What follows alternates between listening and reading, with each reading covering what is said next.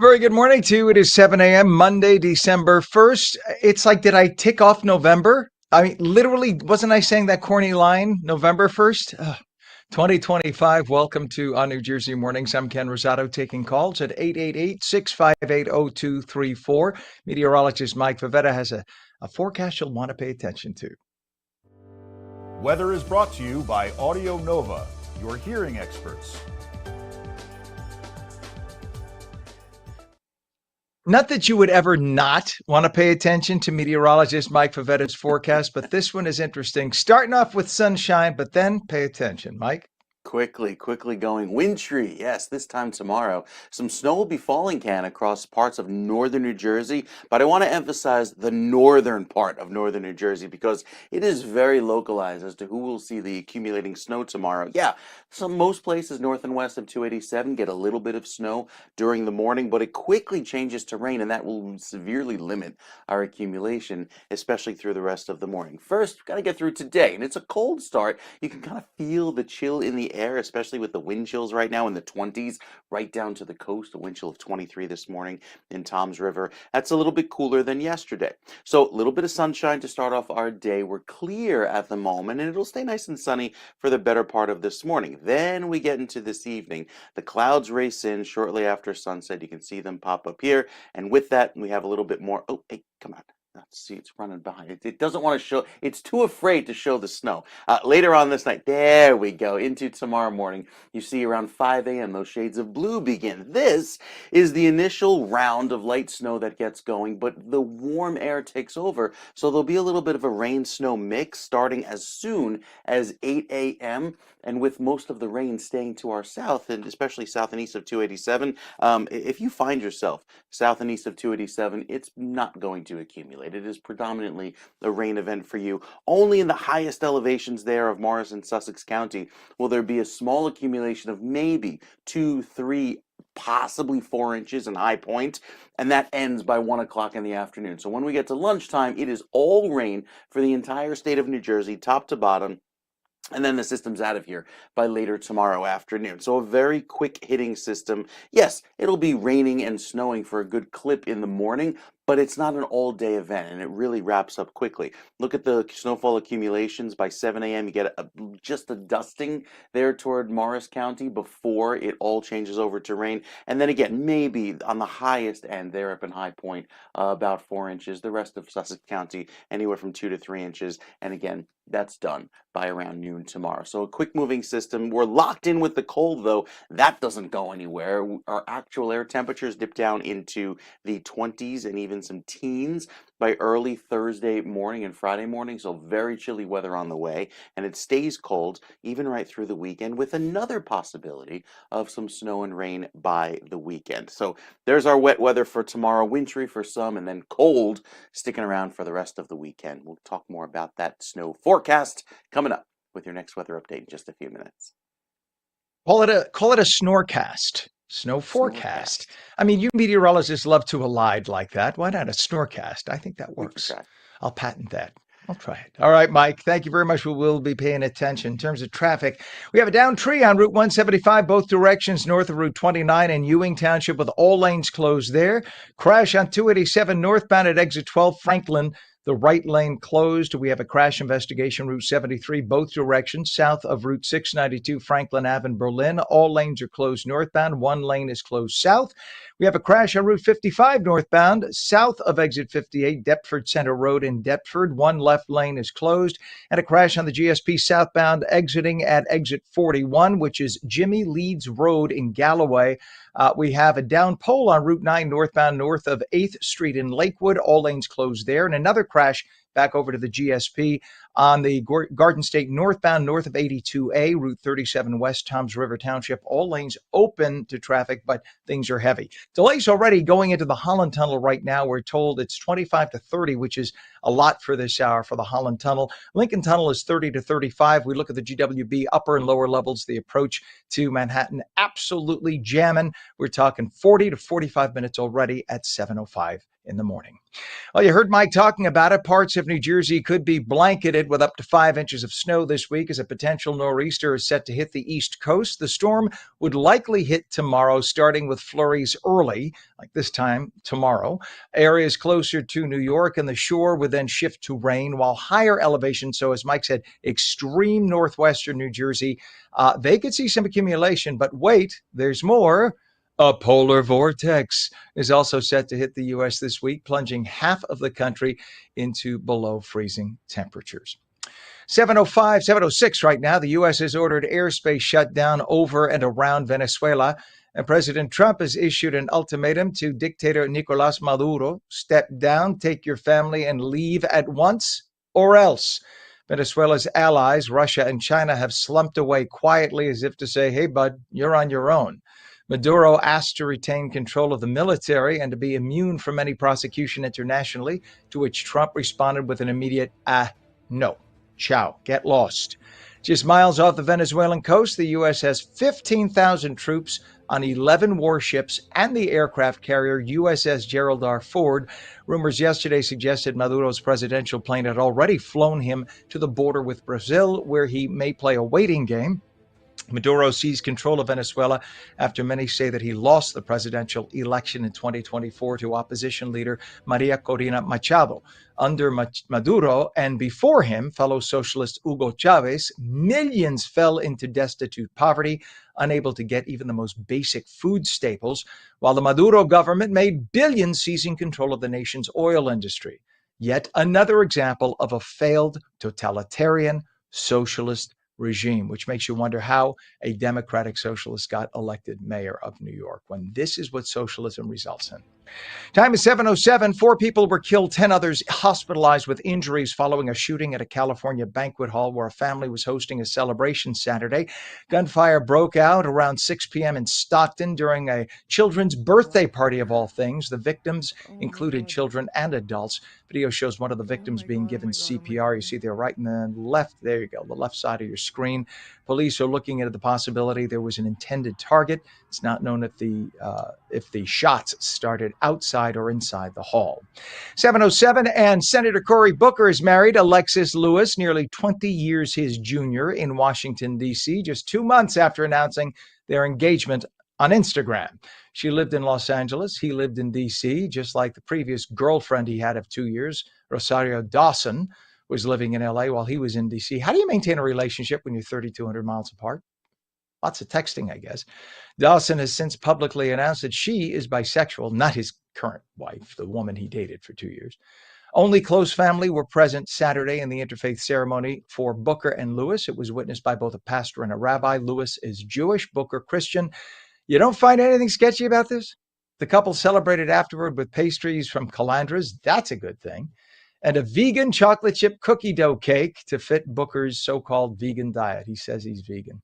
I don't know. I've seen the guy chow down when he was heavy. It is 7:08, and several people were arrested as protesters gathered outside a Manhattan garage Saturday amid reports that federal agents had gathered there for an immigration raid. The NYPD responded to a call for a disorderly group in lower Manhattan about noon. The police say they found a number of protesters blocking the street and exits, as well as throwing objects at people and cars. The confrontation appeared to force agents to postpone the raid, and federal agents were blocked by protesters at the exit of the garage. You could see all this stuff happening right here. It was an arrestable offense if they were blocking the agents, if they were interfering with police activity. Protesters ignored orders to disperse, and so a number were placed under arrest. 7:09, thanks to the Biden administration's open door policies, the Department of Homeland Security says more than 5,000 Afghans brought to the U.S. after American forces withdrew from the country got flagged for national security issues. In all, the feds uncovered what they call potential derogatory information on nearly 7,000 people who came from Afghanistan as part of President Biden's Operation Allies Welcome in 2021. Of that number, over 5,000 came up with a national security concern, while nearly 1,000 had public safety concerns, and another 1,000 were flagged for fraud. The shooting of 2 National Guard troops, allegedly by suspect Rahmanullah Lakwanal, was or has prompted an urgent look at other Afghan refugees. So much for the Biden administration saying the Afghanis were vetted before they were let in. Nobody was vetted properly before being let in. And now we have 10 to 20 or maybe even 30 million people in this country. We don't know who they are or where they are or why they're here. 710, how about a job that pays you 200 grand a year straight out of college? There is a career path that far too few American students are pursuing, the merchant marine. Graduates from the country's maritime academies can earn that or more as a commercial sailor with free food and private accommodations. Imagine 200,000 plus a free place to live and food. That's crazy. It's like an extra 30, 40 grand right there. Coffee breaks come with an ocean view. At night, the sky explodes with stars. Despite the pay and the perks, maritime jobs go begging, and it's raising national security concerns. America is short of commercial seafarers for a cargo fleet that President Trump wants to see grow. Very little cargo currently moves on American flagged ships, partly because just not enough staff. 7-Eleven, getting drunk may have helped humans evolve to where we are today. Humans and some great apes have adapted to metabolize alcohol 40 times more efficiently than other primates. This genetic change gave us the ability to consume fermented fruits to survive, while other animals couldn't. That, according to a recently published paper by researchers from the University of St. Andrew and Dartmouth. The ancient mutation might be the driving force behind agriculture and civilization, allowing us to have survived to the present day. See, we were able to eat anything, including rotting fruit. Other animals ate the rotting fruit and got sick and died. So that's what allowed us, because of this mutation, to survive on the rotting fruit. Kind of amazing.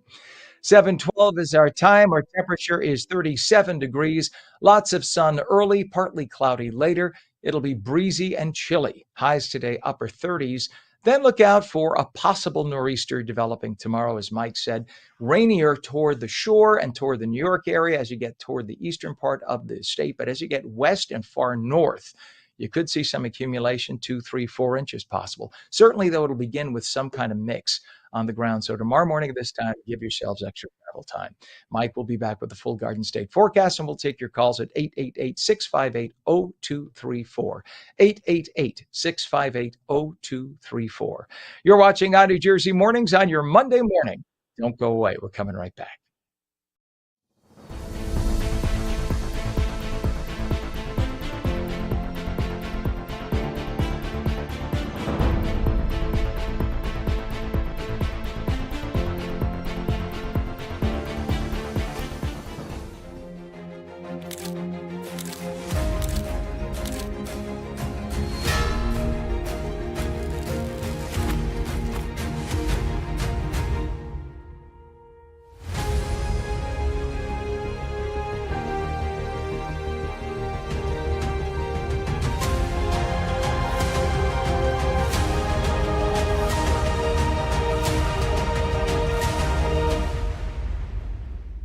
Our Stable Life, New Jersey's first equine wellness center. Are you or a loved one suffering from PTSDs, trauma, or life challenges? Consider non-riding equine therapy, where the soul is touched by the presence of a horse with a certified counselor. Our Stable Life is a non-profit at Bergen Equestrian Center in Leonia, New Jersey. We partner with individuals, groups, and agencies to help people recover from addiction, trauma, phobias, and more. Explore equine therapy for healing. BergenEquestrianCenter.com.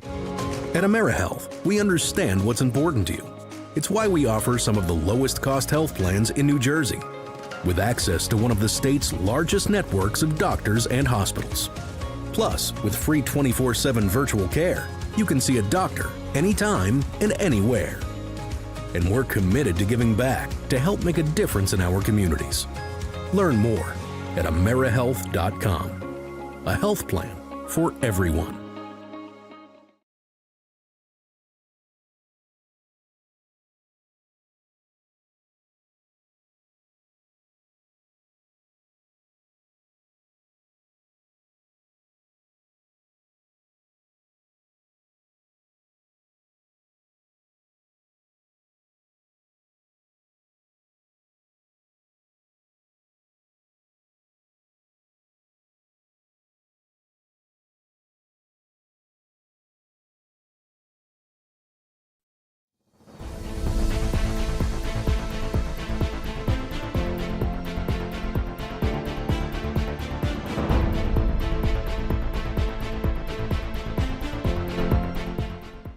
Welcome back to ONNJ Mornings for your Monday. I'm Ken Rosato at 7:15. We'll take your calls at 888-658-0234. Lots of sun early, partly cloudy later, breezy and chilly, highs upper 30s, then a possible nor'easter developing tomorrow. Meteorologist Mike Favetta has the detailed Garden State forecast. Weather is brought to you by Audio Nova, your hearing experts.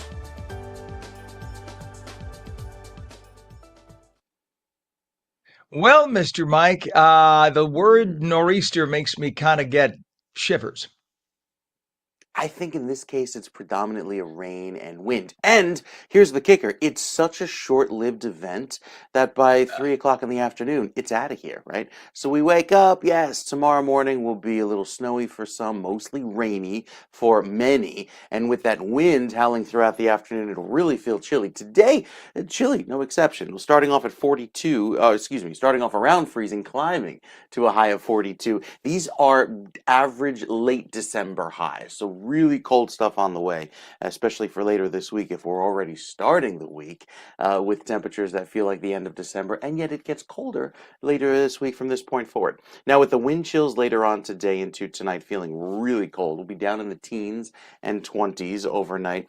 With the wind off of the water, not as cold down the shore. That of course aids in preventing the snow from falling at the coast. But then by 7 a.m., wind chills in the teens on Wednesday, Thursday, same deal, teens north and west, 30s right down toward the coast. And the reason for that is the gusty wind that comes in with this nor'easter. By 2 o'clock tomorrow afternoon, when the winds will be at their peak, we could see 30 or 40 mile per hour gusts as that system pulls away rapidly.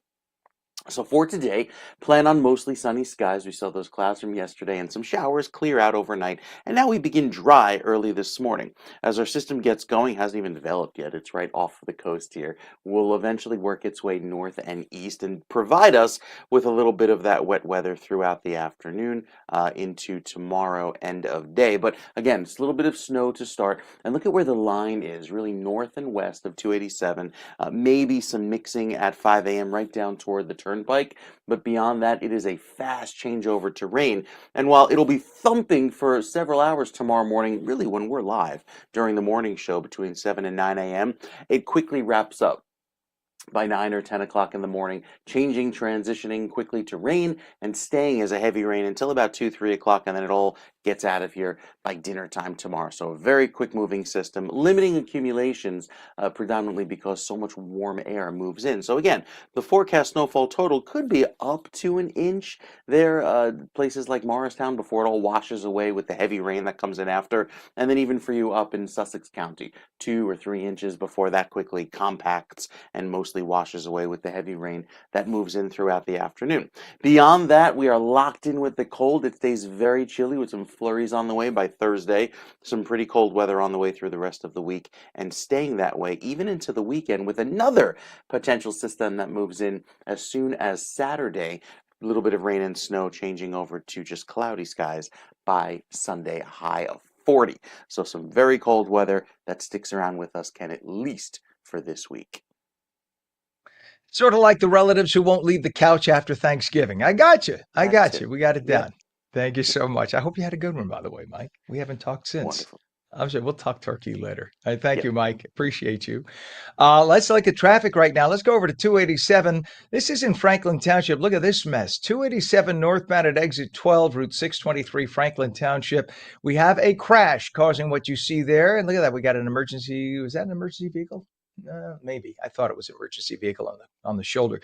Nonetheless, stay off the shoulder, please, to allow the emergency vehicles in. So this, again, is 287 northbound exit 12, Route 623, Franklin Township. The right lane is closed, and you got about a 1.5 2-mile delay there as a result.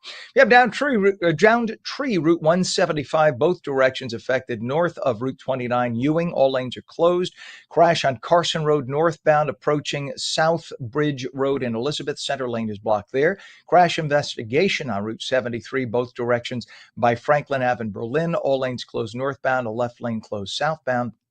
We also have a crash on Route 55 northbound south of exit 58, Deptford Center Road in Deptford with the left lane closed. Over to the Garden State Parkway, crash on the GSP southbound exiting exit 41, Jimmy Leeds Road in Galloway. Another issue on the Garden State northbound north of exit 82A, Route 37. west in Toms River. All lanes are open, but there are a lot of delays there. Over to Route 4. Look at this in Hackensack. Every time I say Hackensack, I think of Billy Joel. But nonetheless, take a look at this mess. This is a problem on Route 4 eastbound from Kinderkamack Road in River Edge to east of Queen Anne Road, Teaneck. All lanes are open. This is just a mess of delay right through the Hackensack area right there that we're showing you on the screen. Our other delays right now, we have a 30-minute delay right now making your way to Manhattan across the Holland Tunnel through the Lincoln. It's 35.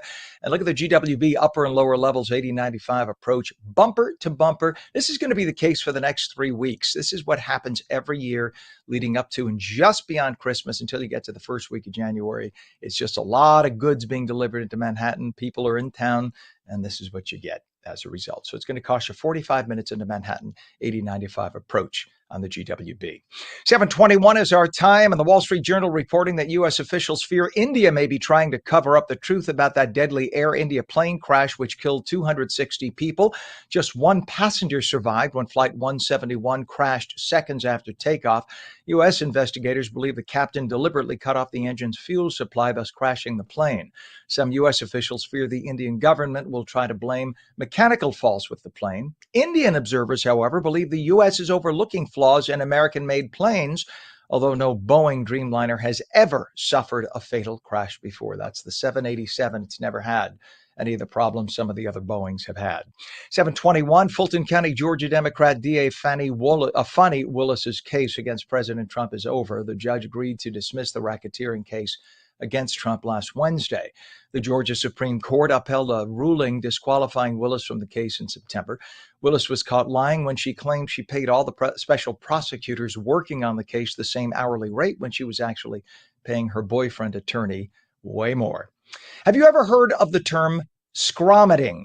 It's a real word. Scromiting is when somebody screams and violently vomits. I'm sorry to talk about this at breakfast time, but this is serious. The condition is usually related to constant long-term pot use, because pot today, the THC levels are 30 to 40%, when even before I was a kid, they were at 2 or 3%. So this is significantly higher doses of THC. Smoking pot every now and then, a hit of a joint, is not going to cause this for most. But for some who smoke 4, 5, 6 times a day but insist they're not addicted, you are. Most doctors are saying that. Regular exposure to the high THC levels in today's marijuana can overstimulate the nervous system, doing just the opposite of what you think it might do, causing many to develop nausea, abdominal pain, and scromiting, where you literally feel like screaming, and as you go to scream, projectile vomit. Sorry to be gross, just telling you the story. The song Walk My Walk by country group Breaking Rust, something I'm sure Pam, our director, has heard. Actually, I heard the song yesterday. We can't play the music because of copyright. Oh, Pam, check out the music. Check out the music. We can't play the music again because of copyright. It would cut us off on about 10 of our platforms. Suffice to say, I think it's a cool song. This group, Breaking Rust, it doesn't exist. It's AI. Yeah, a computer wrote the song, created the video you see, wrote the lyrics. It's 100% created by a computer. Yes, Pam says it's got to be better than Dixie Chicks. Yeah, I think you're right. Or are they just known as the DCs now? Breaking Rust, yes, and The Walk is now the first AI-generated song to top the charts for country music in U.S. music history. The song's success raises questions about AI and how its use will affect artists. Billboard wrote that AI music is already having an impact on music charts. Other genres have tried it. Breaking Rust has over 2 million listeners on Spotify. A new Rasmussen poll found that a slim majority of young voters prefers a Democratic socialist to win the 2028 presidential election.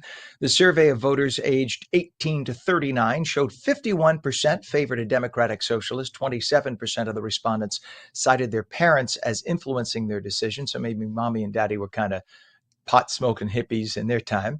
17% cited videos online or podcasts. A 54% majority also said their parents or guardians were favorable toward democratic socialism when they were growing up. So that suggests something right there. 7:25, it looks like Russia's spaceships aren't going anywhere anytime soon. The country's launch of 3 new crew members to the International Space Station last Thursday resulted in lots of damage to the country's only active launch pad for crewed space flights to the orbiting lab. The service platform collapsed as the Soyuz MS-28 Crew was launching to the space station. The platform is needed in the preparation of boosters launching from that pad. 725, new revelations expose how a web of left-wing nonprofits tied to billionaire George Soros are actively undermining the U.S. military. The scheme came into focus following that big viral video where 6 activists urged military members to rebel against so-called illegal orders. Remember, they basically implied that President Trump was giving illegal orders that you don't have to follow if you're in the military. Arizona Democrat Senator Ruben Gallego confessed on national TV in the last week that a detailed script had been distributed to Democratic lawmakers to do that video, and that he did not want to take part in it. He thought it was immoral. Now it appears George Soros's billions were behind the strategy to target our troops. The FBI will be interviewing all those lawmakers, especially the senator from Arizona, behind the potentially seditious video. Jihadism is growing in Madrid, Spain. An 18-year-old Moroccan man launched a knife attack in broad daylight, stabbing 3 people before he barricaded himself inside a home. Shouting Allahu Akbar as he slashed at pedestrians, the teen sparked panic across the Spanish capital as people ran for their lives. Spanish police were forced to shoot the attacker dead. Authorities are now treating the episode as an Islamist terror attack. And you want to get a tattoo, eh? Well, maybe you should reconsider. There's a new study published in the Proceedings of the National Academy of Sciences in the United States of America showing tattoo ink could affect your immune system in a big negative way. The ink drains into your lymphatic system and accumulates in lymph nodes, impacting immune cells and triggering systemic, inflammation that could last for months. As many as a third of American adults have some kind of tattoo somewhere on their bodies. 727, when we come back, a new take on a Christmas classic. We will speak with the stars of Ebenezer the Traveler. I checked it out last night. Very cool show. The phone lines are open. We will take your calls at 888-658-0234, 888-658-0234. Lots of sun early today, then becoming partly cloudy later. It'll be breezy and chilly. Highs in the upper 30s. Then we could see a possible nor'easter developing tomorrow. We will start out with a mix of snow and rain early. Accumulations, though, will really only occur in the extreme northwestern part of the state where they could get 2 to 4 inches. Most of the state will just get kind of a little slush or rain. Mike will be back in just a moment with the details. You're watching ONNJ Mornings on your Monday. We're coming right back.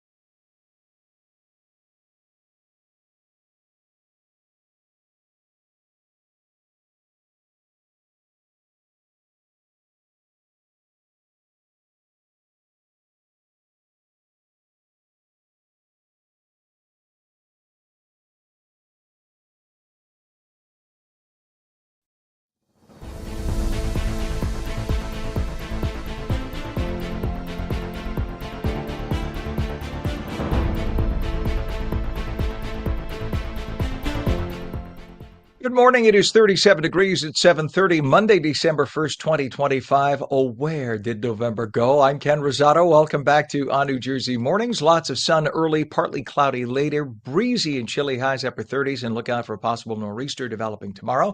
Meteorologist Mike Favetta will be here in just a sec with the detailed Garden State forecast. Weather is brought to you by Audio Nova, your hearing experts.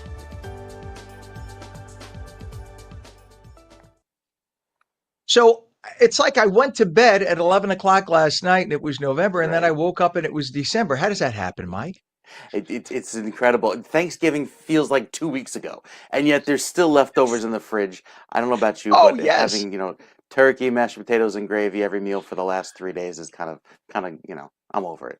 I'm Give over me it. yours. I'll take yours. I'm good. I'll be good for another week. I'm good with it. Yet we have a little bit of snow in the forecast, so we're kind of fast forwarding right into winter with the potential for some fast accumulating snow really to the north and west sections of New Jersey. Anywhere south and east of 287 gets a little flurry early tomorrow morning, and then it quickly transitions to rain, so little to no accumulation. You really have to find yourself in this red area to tap into some rapidly accumulating snow in the morning up until about 9 a.m. and then the rain takes over and predominantly compacts it or washes it away because there'll be a heavy rain that follows for the rest of the day. With temperatures today featuring the 40s and with it cold breezes, wind gusts right now on the order of 15 to 20 miles per hour. Those winds turn gusty again into tomorrow afternoon as that nor'easter pulls all of its energy up and allows for those gusts upwards of 30, 40 miles per hour. There's a near 50 mile per hour gust in Atlantic City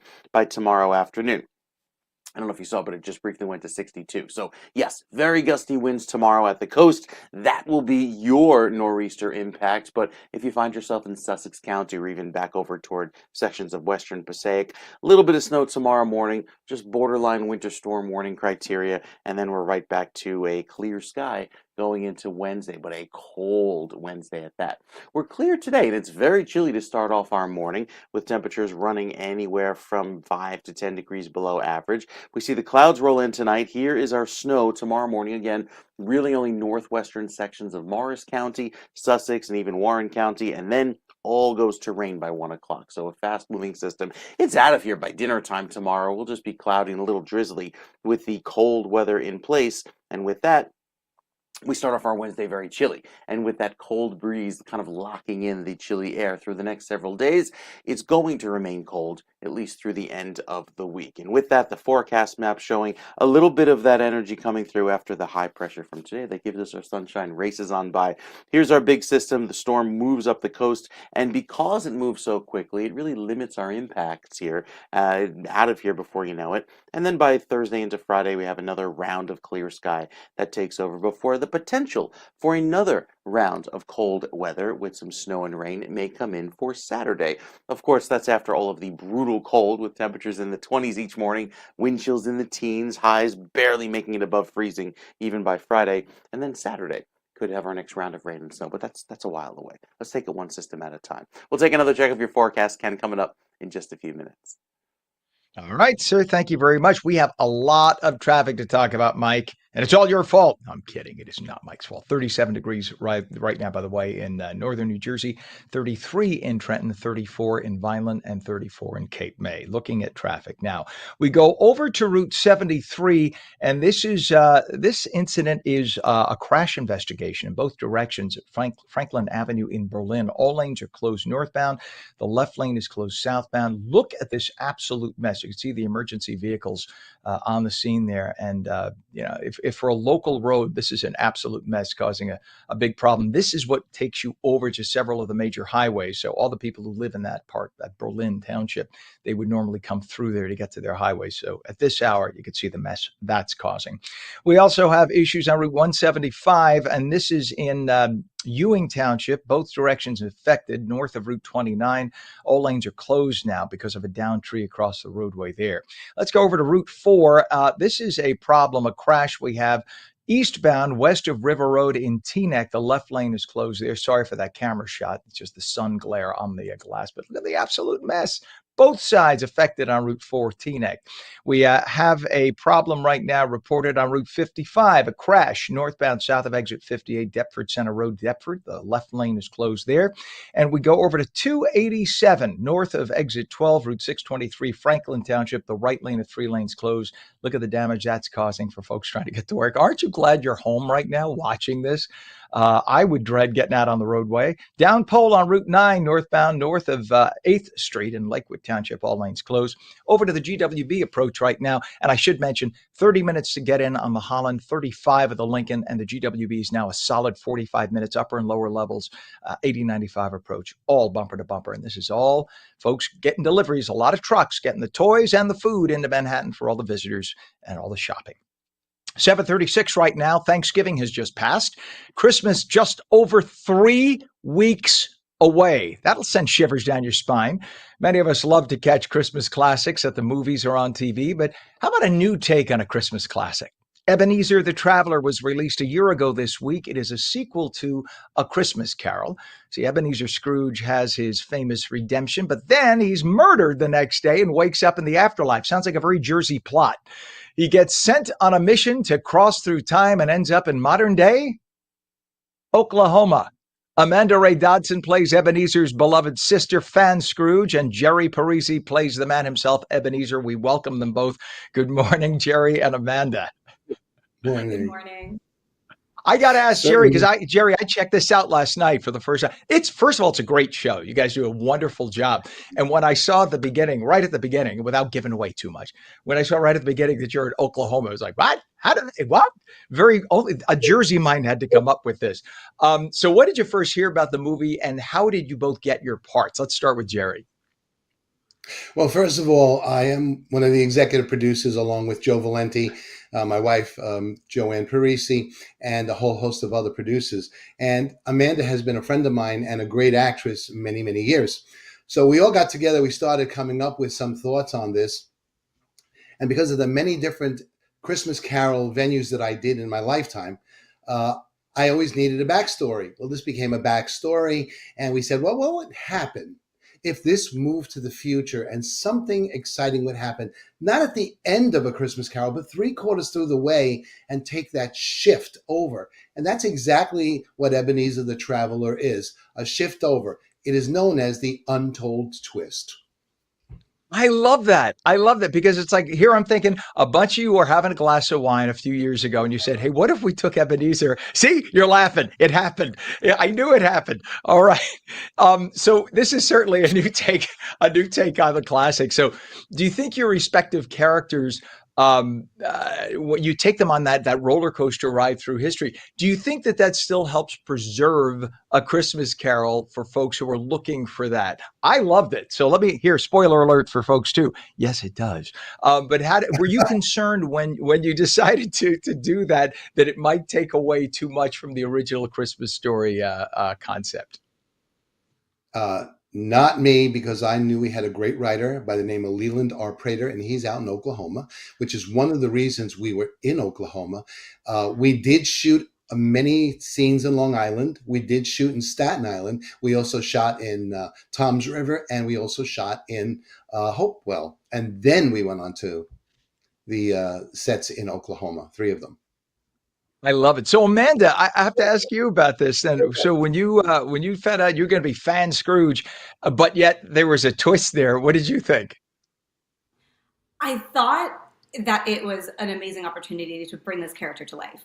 Throughout all of the renditions and the remakes, even like Scrooge McDuck, there are so many Christmas carols and Dickens stories and movies, and you don't really know anything about her. So I felt like this was a really exciting opportunity to take some creative liberties and to kind of bring her to life and do her some justice a little bit, give her a voice, give her a purpose. And it was very exciting. Yeah, it was just like an amazing opportunity.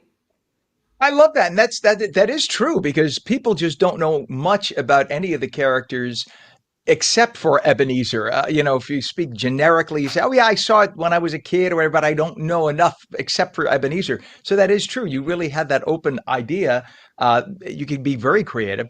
And let's go back to Ebenezer himself there, the Ebenezer incarnation. So it almost sounds like being a Jersey kind of guy, that it was like The Sopranos meets Ebenezer, and that he gets murdered. So when you decided on the murder thing, you could have done anything. You could, I mean, he could have gone to hell. He could have gotten. I mean, it was sort of a purgatory that he ends up in, right? Right. That's right. It is sort of a holding place at the village. There's a great scene that was shot right in Staten Island where the four of us are walking through the scenes, and my sister Fan here is explaining to me exactly what it is because she's able to transfer. She's been passed on longer than Scrooge. And of course, with that understanding, she takes the reins, though I don't know she's my sister. Oops, spoiler alert. And she basically explains out the different situations to him. And that's what she does to explain the portions of the story that go on. I love it. I should ask, is there another Ebenezer in the works down the line right now? Yes, sir. Ghosts of Futures Past. That's the I sequel. love it. I love it. And I should mention to people, I did a little peeking around online. I saw that when you started, it was December 4th, I guess it dropped last year, that you were one of the most downloaded holiday shows, right? That it was a huge download. People really got into it. We're very proud of that, and we do get every quarter how many people do watch it. And amazingly enough, the DVDs also get sold. And who thinks they even have DVDs and Blu-rays out there? But we've got samples of that, and Joe Valenti and Anthony Rodriguez, who I should mention, wrote the main songs. And of course, we now have 33-inch vinyl records for that. We've got our books out there written by Leland. And of course, all of this is excited by the five stars of the movie: myself, my sister Fan, Leland Prater, and of course Austin Shane, along with Michael Bertolini, who plays Jacob Marley. I love it. Just in time for the holidays, available on Amazon Prime Video, Apple TV, and with ads on the Roku channel and Tubi TV. The movie is called Ebenezer the Traveler. It's the next chapter in A Christmas Carol. Actors Jerry Parisi and Amanda Ray Dotson, and executive producer, I should say. Thank you so much for coming on this morning. A very Merry Christmas. I'm going to go watch it again. I loved it. We're honored. Thank you very much. Merry Thank Christmas. you. God bless you both. Thank you. All right. Very cool show. Check it out. 30 degrees right now. Lots of sun early, partly cloudy later, breezy and chilly highs after 30s. We're coming back in 2 minutes. You're watching ONNJ Mornings.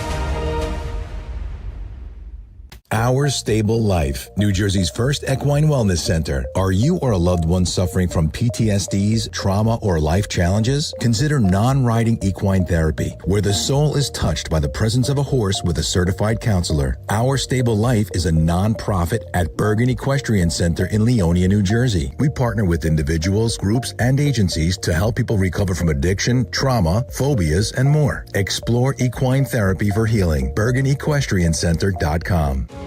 At AmeriHealth, we understand what's important to you.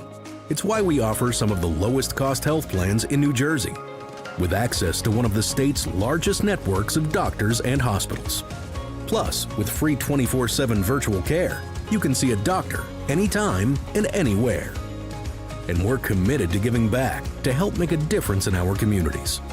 Learn more at AmeriHealth.com. A health plan for everyone.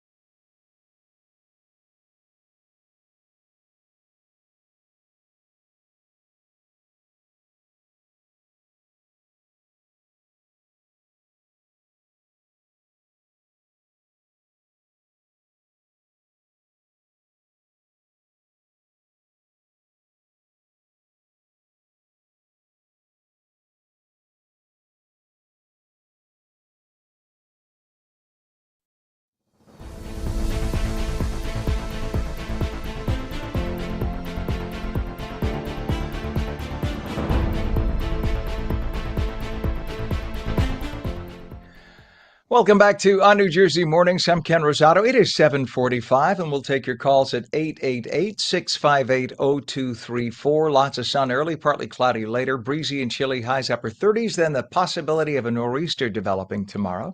We'll have a check of the Garden State forecast with meteorologist Mike Favetta in a moment. Weather is brought to you by Audio Nova, your hearing experts.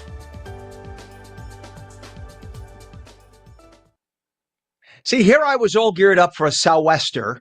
Instead, we get a nor'easter. A nor'easter, yeah. So what would a sou'wester look like? A sou'wester would be like 90 and dry. Yeah, I'd have to double check the meteorology textbook because there is such a thing. There are so many different little names that pop up. I know you look shocked, but I was in making essence, fun. No. There are some. There's also this thing called a sundowner, which is fascinating. It's really incredible. I know. There's so many things you learn at these weather conferences. These unique On your weather third martini, experiences. let's make up this one. I got one. We'll call it a polar vortex. They'll think it's scientific. That's what you guys Yes, do. right. Well, there are many, many visits to the local watering hole, but beyond that, we're going to start off with some really chilly weather this morning. You might find some ice in your cup, especially as you head outside. Look at this cold air. These are the highs today in the low 40s, even upper 30s toward West Milford and Sussex. Not a whole lot of warmth going through the rest of this week, in fact, with the snow that comes in tomorrow there in northern New Jersey, and most of this cold weather that lingers through the middle of the month. It's not just us here in the Northeast. It's most of the eastern half of the U.S. where the warm weather is down toward the south and west. And even with our rain chances being a little bit higher, or precipitation chances in general, could also be some snow at times, especially on Saturday. Looks to be our next opportunity for some frozen precip. That lasts through the middle of the month as well. So here's our snow and rain for tomorrow, quickly transitioning to all rain, so limited accumulations, except if you find yourself up in Sussex County. The rest of the week is very cold and very dry, with overnight lows, actual air temperatures in the teens, climbing into the low 30s. And then I think by Saturday, could have our next round of snow and rain with the cold weather sticking around even into next week. So no relief in sight from that cold, Ken. It stays really chilly into the next week or so. All right. Thank you very much, sir. Chili. And I don't mean the turkey type that you have with lots of chili powder. Appreciate you, sir. See, that's what you could do. Take your turkey, I could, chop it up, yeah, and I could. it's things you could do. You could do one of the great sandwiches from our folks at Quick Check, and the little The put everything on Thanksgiving, them. yes. Uh-huh. But they have a cranberry roll. You'd have to make that yourself. Theirs is good. Mm. Anyway, just saying. Mike, thank you, sir. We will check back. 38 degrees right now, northern New Jersey, 33 in Trenton. In terms of traffic, we have a lot of it. Let's go over to Route 73 to start, if we should, or if we shall. There's a crash investigation. Look at this, a local road causing this mess. This is in both directions. Franklin Avenue in Berlin, all lanes closed northbound, a left lane of the 3 lanes closed southbound, causing an absolute mess through the middle of town there. Over to Route 4, we have a crash on Route 4 eastbound. That is west of River Road in Bergen County. This is up in Teaneck. The 2 left lanes of the 3 lanes are closed. And look at the absolute mess we have now. Again, Route 4 eastbound west of River Road. It's hard to tell with the glare of the sun there, but you could see the cars and how slow that they're moving on Route 4. At least they're moving. Before about 15 minutes ago, they weren't. So that's a good sign. They may have cleared that up. We'll double check. We have a mess on Route 22 right now. Route 22, there is an issue, a crash westbound at Wequahic Park in Newark. The left lane of 2 lanes and the right shoulder are closed there. And now we go over to 287 northbound at exit 12. 287 northbound exit 12. We have a crash right now. This is in Franklin Township. This has gotten worse in the last half hour. So at least it was moving slowly. Now it's just stopped. As you can see, the right lane of 3 lanes are closed. They probably have emergency vehicles up ahead, and that's causing everything to just come to a complete stop. Delays reported now. Route 3 eastbound from east of the Garden State Parkway to Main Avenue in Clifton. All lanes are open, but that's a 5 to 10 mile an hour drive through there, and that's about a 2-mile stretch. And then what was the other one I told you to get there, Pam? Do you remember? I can't remember because I got so many on my 22. All right. Yes, let's go to Route 22. Thank you very much, Pam. See, Pam knows. This is Route 22 at Vossler. You could see well, it may have cleared up a little bit. That's probably why it disappeared from my screen. Yeah, so that was a bumper to bumper mess just a few minutes ago, the traffic coming towards you. This is Route 22 at Vossler, but now thankfully that is moving. The approaches to the Hudson River, the Holland Tunnel is going to cost you about 30 minutes in. Lincoln is 35 to 40. GWB upper and lower levels, 80-95 approach has been a mess all morning. See, it's a little better on the left side for the upper level, lower level, much heavier on the right. 7:50 right now, and the holidays are here, and the American Theater Group is taking us back to the days of radio on stage. You heard right. ATG is presenting the classic It's a Wonderful Life radio play this Friday through Sunday at the Szymanski Theater in Basking Ridge. Then December 12th through the 21st at the DMK Theater in Union. To tell us more about the performance is American Theater Group Producing Artistic Director Jim Vagias. Jim, good morning. Good to have you on. How are you, Ken?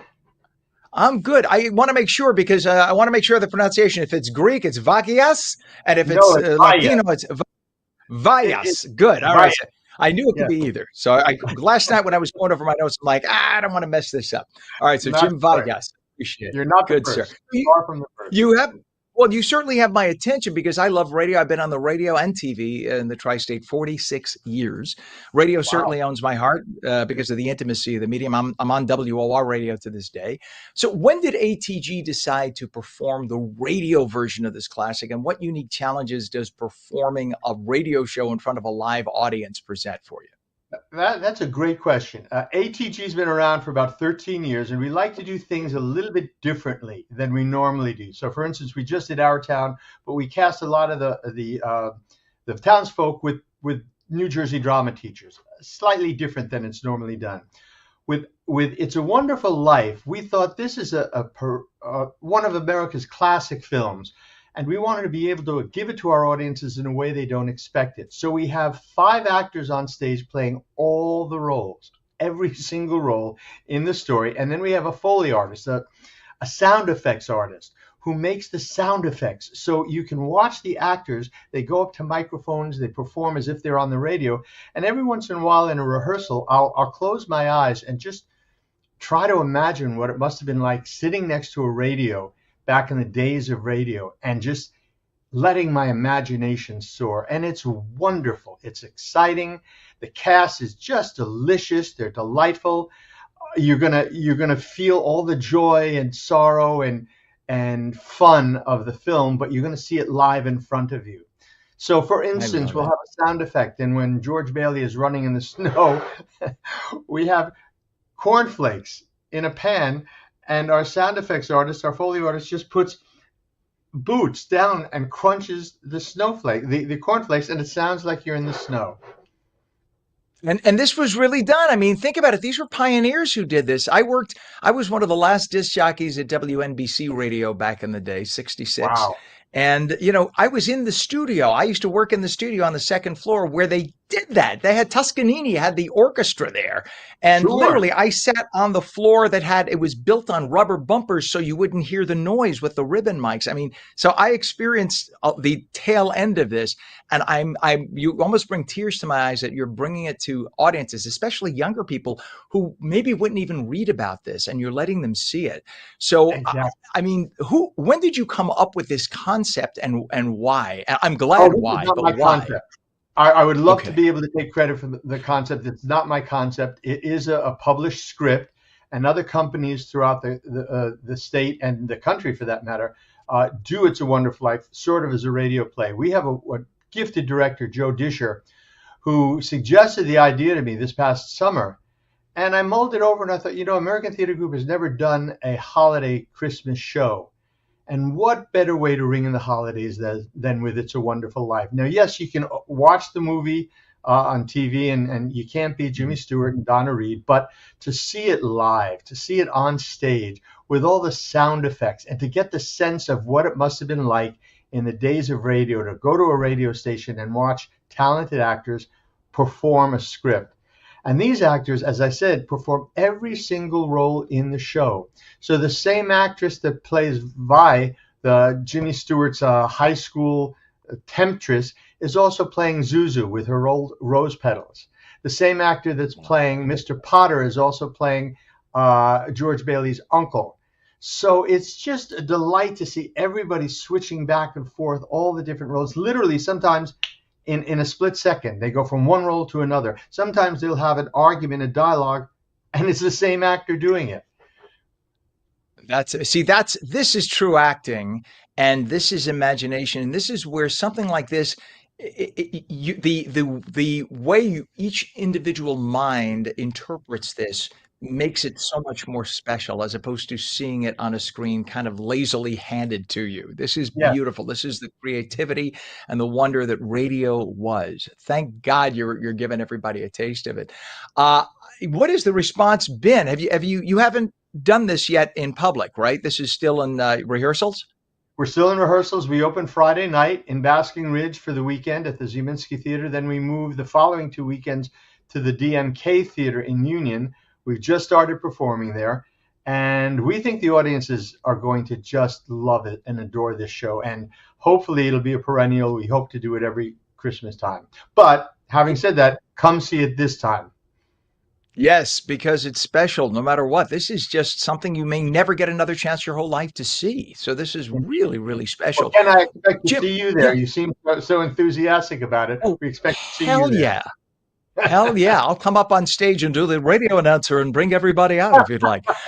We even Jim, have commercials from the time, and they talk I about love it. different products from the late I love 40s, it. early 50s, and they sing them. It's just a fun evening of theater/radio. Jim, we have about 10 seconds left. I need a website so people can get tickets. Oh, sure. www.americantheatergroup.org. Please come and see Perfect. it. It is. Oh, hell yeah. It's a Wonderful Life radio play this Friday through Sunday, Zeminski Theater at Basking Ridge. Then December 12th through the 21st, DMK Theater in Union. American Theater Group producing artistic director Jim Vahias. Thank you for coming on this morning. Merry Christmas. I will see you at the show. I look forward to seeing you there, Ken. Take care. Thank you, sir. Take care. You bet. All right. When we come back, more on the potential nor'easter headed our way. You're watching ONNJ Mornings for your Monday. We're coming right back in 2. Don't go away.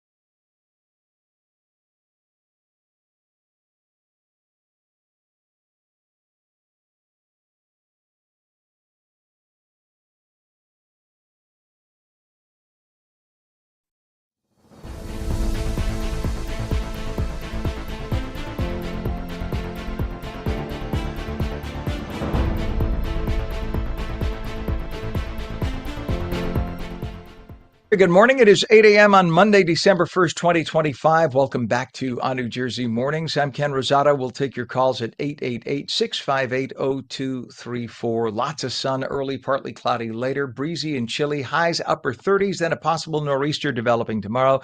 Details with meteorologist Mike Favetta. He has a full check of the Garden State forecast. Weather is brought to you by Audio Nova, your hearing experts.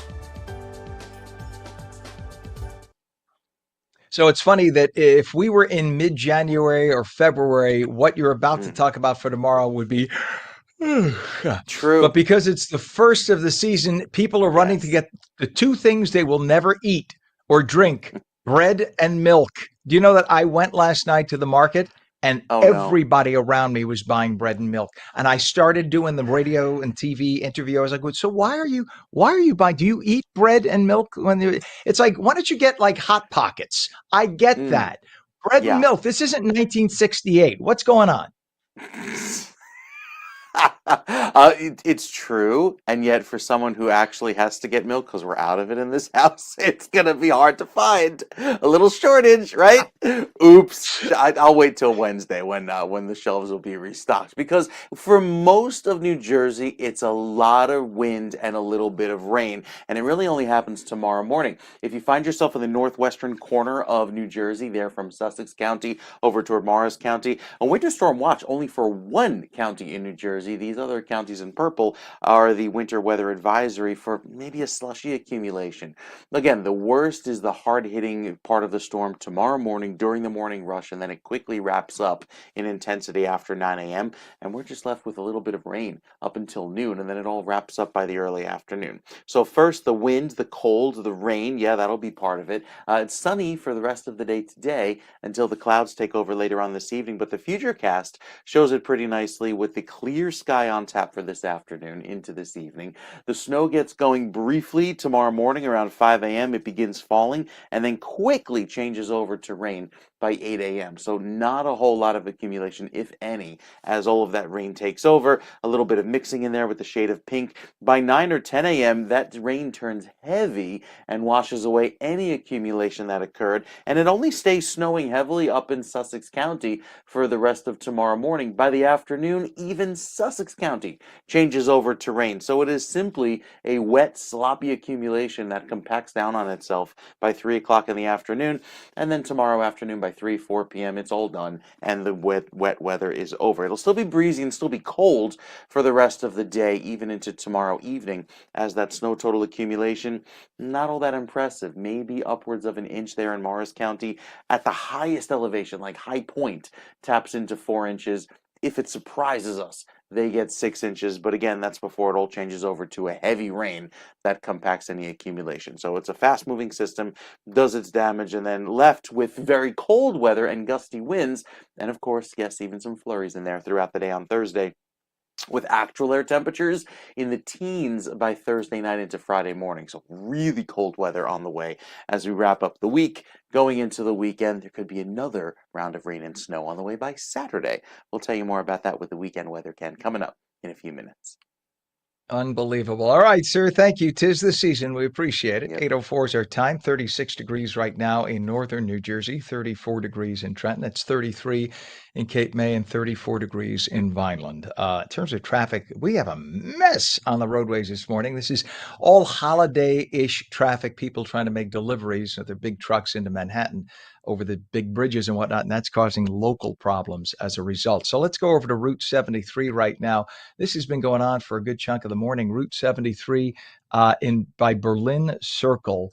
And you can see this is a pull down. So you have all the traffic closed in one direction, northbound, southbound. You have one lane closed. This is just absolutely a mess. And this has been going on for over an hour. So please watch out in that area, Berlin Circle by Route 73. Just try to avoid that area if at all possible. It's right in the heart of town on your way to the highways. We have an issue of the down tree on Route 175, both directions north of Route 29 in Ewing. All lanes are closed there, and a crash on 676 northbound at exit 5B, Linden Street. in Camden with all lanes closed, over to Route 4 in the area approaching Hackensack. This is by 17. Look at this bumper to bumper mess, total absolute mess. And this is only due to volume as people are trying to make their way to the GWB using an alternate approach. We head on down to 287. Yep, 287 right now, bumper to bumper. This is also volume. There was an earlier problem with a crash by Route 623 in Franklin. The right lane was closed. We are told that they're cleaning up that incident. So you see a very slow progression beginning right now, 287 at Possumtown Road. Then your approaches to the Hudson River, your Hudson River crossings, Lincoln Tunnel right now reporting 35 minutes in. It's 30 minutes at the Holland Tunnel, and making your way across GWB upper and lower levels 8095 approach is going to cost you 45 to 50 minutes in. Your upper level is on the left. That's a little better than your lower level on the right. It is 8:06, and Dr. Tim Young is a chiropractor, entrepreneur, and the founder of Focus OKC, as well as the author of Millionaire Chiropractor, a playbook for turning purpose into profit. Dr. Young likes to point out that with far too many people, our motivation fades, our hustle eventually burns people out, and the real path to success comes from structure and discipline. How does he know? Well, he's been training doctors for years and has taught entrepreneurs around the world routines that create confidence, focus, and freedom. And we say good morning to you, Dr. Young. Good morning. I really, really appreciate you having me. Well, good to have you on. We're talking beyond chiropractic now, and I'm a big believer in chiropractic. I've been going to chiropractors for many, many years for my issues beyond back. But I wish, in areas, we could do a whole separate show on how many chiropractors struggle with their business because of the insurance industry and whatnot. Yeah. And they could use your inspiration, especially here in the Northeast where you have a chiropractor on every corner. So the competition is a lot higher than in other parts of the country. But that, like I said, that's another show for another day. You define discipline in a way that actually gives people more freedom, especially during the holidays. So talk about what that means. Well, discipline is one of those things. It's a self-realization. It's taking responsibility for your own actions. I've seen this my entire life. And you mentioned chiropractors struggling. For every one chiropractor that you can show me that is struggling, I can give you 5 that have $1 million practices down the street. And why? It's, one of the biggest principles that I teach is that no one's coming to save you. And the biggest principle that everybody, that if they want to stay disciplined and they want to navigate through the holidays, is this: who you are is so much more important than what you do, because what you do will be a direct reflection on who you are. If you want to, lose weight through the holidays, well, then who you are is more important than actually what you're doing to lose weight. If you want to remove stress, who you are is so much more important than the things that you're doing to actually reduce stress. You've got to spend a little bit of time with looking in the mirror and asking yourself, that person I look at, do I trust them? Do I believe them? Do I respect them? Do I honor them? Do I actually love that person? And then if you can say yes, then the discipline comes easy. But if you say no, or you're iffy on some of those things, then you need to do some, self-actualization and figure out, who this is moving forward. Then the discipline comes easy. Discipline is just, all that is a reflection of who you are on the inside. The way, and those are the principles that I teach. Yeah, I love that, doctor. And one of the things I think far too many people do is they put things off. It's just easy to just put things out of your mind and worry about it later. And then later never comes. What I have for years done, and I'm looking for my phone. My phone is streaming on social media right now, so I can't put it up. Oh, I have an extra. So that has replaced my address book. I used to have an address and appointment book, and I used to make appointments. I was taught 40 years ago. If you want to get something done, write it down, and then do not stop until you check that off.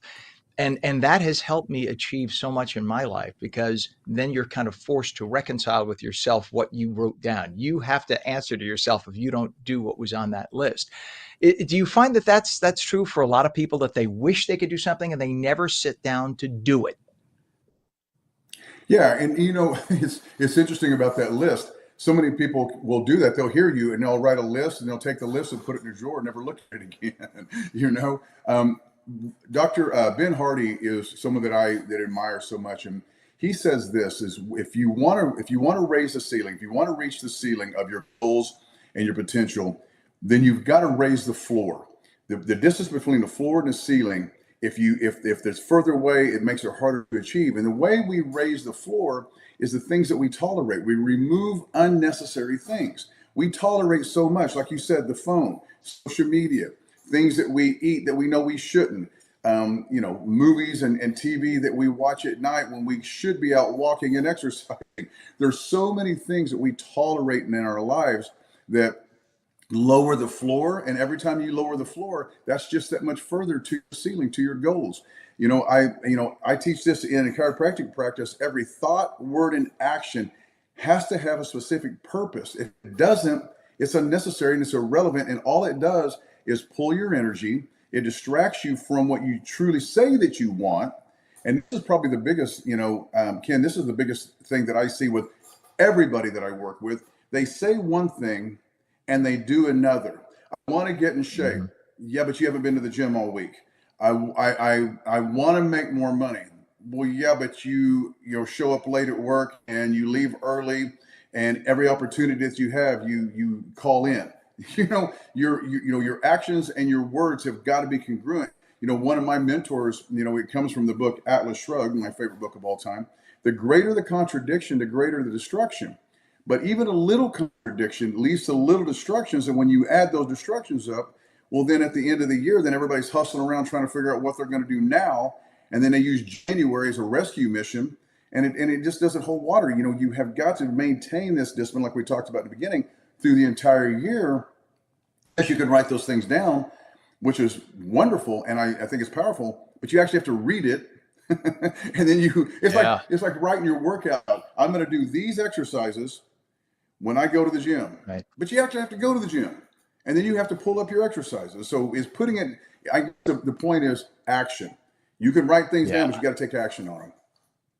Only because we're down to about 30 seconds. I want to make sure we get you're the author of Millionaire Chiropractor. What's the website for more info, Doctor?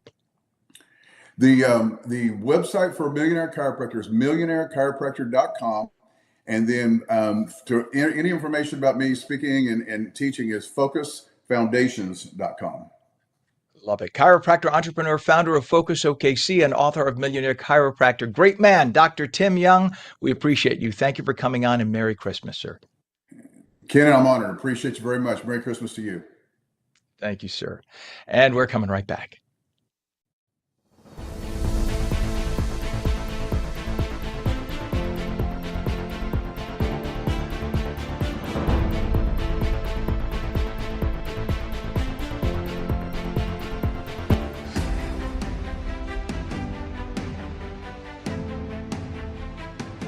Hey, New Jersey, want to choose how you live as you age?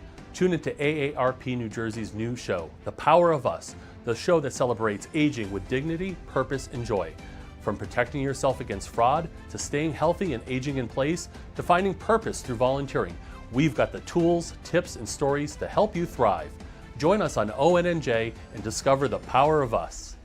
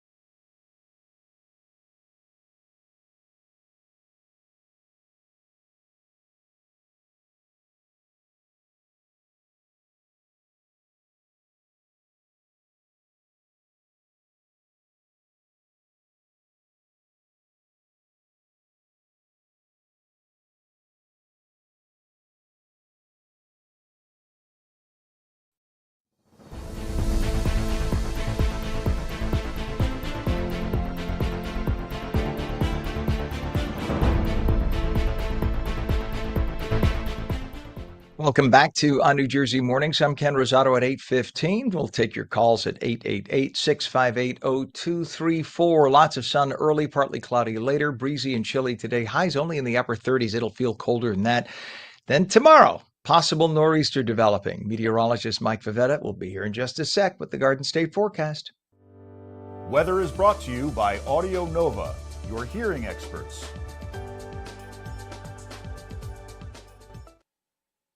So we're not talking the blizzard of the century here. We're talking about a little nor'easter, but it's more what? More nuisancey, wind, rain, kind of mixed sort of thing? Yeah, kind of mix wind, rain, just generally gross tomorrow, especially in the morning. I think that'll be the hardest impact, with the worst happening to the north and west there in Sussex and even toward Warren counties. The northwestern tip of Morris County has some of that wintry weather as well. The rest of New Jersey, especially down at the coast where you'll just see the wind and the rain. Gusts could be upwards of 40 to 50 miles per hour, so very windy tomorrow with the wind chill following suit, making it feel quite chilly through the remainder of the week. With those winds tomorrow out of the east, it won't be as cold of a wind. I mean, granted, it'll be very chilly with wind chills, feeling like in the 40s with the wind, but still the gusts will be the primary threat, even with the wind chill by Wednesday morning, down in the teens for most of the state and staying chilly throughout the rest of the week. The reason being those gusts as high as 40, 50 miles per hour. You even see down toward Atlantic City some very gusty breezes with those briefly high winds tomorrow morning as that nor'easter pulls away into the afternoon.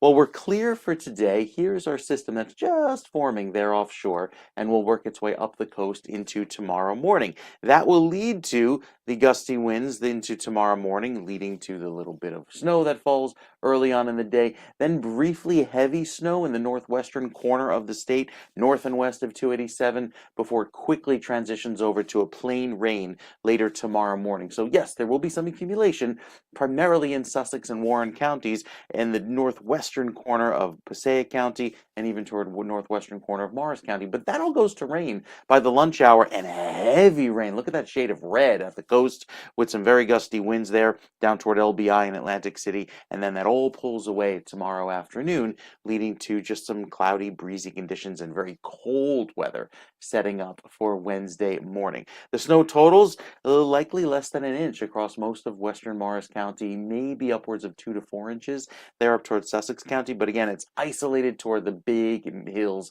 in northwestern New Jersey, where you'll see some accumulation. Elsewhere, just sloppy wet roads. The rest of the week is cold into the weekend. There's likely going to be another round of snow and rain possibly on Saturday. That one, TBD. We'll take it one system at a time. And Sunday, also featuring the chill with temperatures in the low 40s. So some pretty cold weather on the way, Ken. Got to bundle up or get ready to for the next several days. Unbelievable. Oh, I guess it is believable. You told us, so it is December. believable. Thank you, Mike. But December, yeah. I can't believe Christmas is 3.5 weeks away. Say it ain't so. Wild. My gosh. Wild. Insane. My God. All right. Yuck.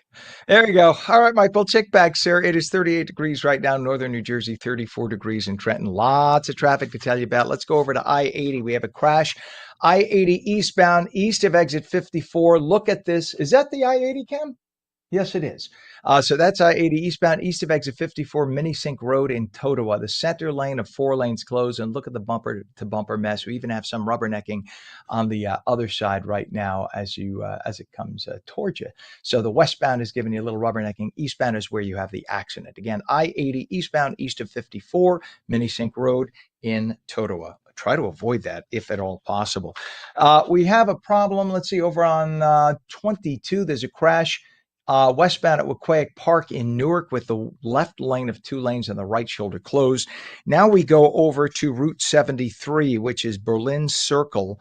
Look at Route 73. This is a mess. It's a crash investigation. This has been going on for over an hour.